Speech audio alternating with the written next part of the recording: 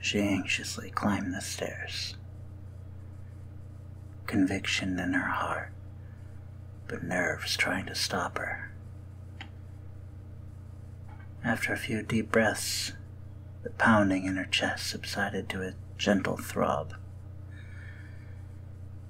Everything was telling her to be anywhere, do anything but this. Everything but her heart. She gripped the handle on the door like it owed her money as she steeled herself. Get it together. You're going to be fine. Everything will be great after you do this. She pressed her forehead against the door as if trying to read its temperature. A few more minutes couldn't hurt, right? And then a few more. And then a few more. As she turned her body away, a rogue thought pierced her mind. Be true to yourself. Love. You love this person. You love them more than you love anything. And they need to know this. One more deep breath. She turned the handle slowly. Best not to wake those in dreamland. She fought with herself the whole way over. Soft footfalls taking up the only room the air had to offer. She knelt next to the form laying in bed. The pulse in her body like the water fighting against a dam.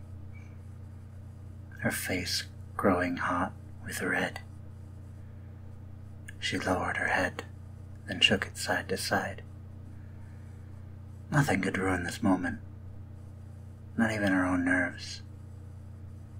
Her hand shook as she lifted it to the form, hesitated, then laid upon the shoulder. She closed her eyes.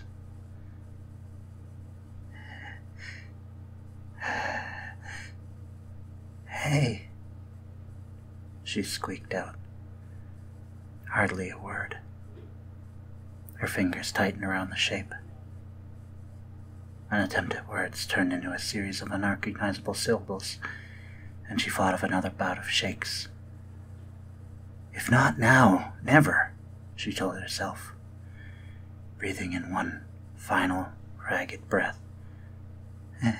Hey, wake up. I have something to tell you. The meek voice professed. Nothing. She shook the form slightly. The rushing in her ears stopped. Now she noticed what was missing. There was an obvious lack of breathing. Her breath caught in her throat for a very different reason.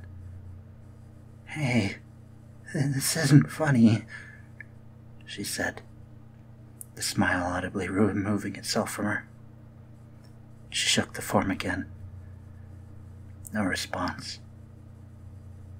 At this point, she noticed her fingers starting to grow cold, a shake overtaking her body. She pulled the form over to face her. Her eyes were open and glazed over.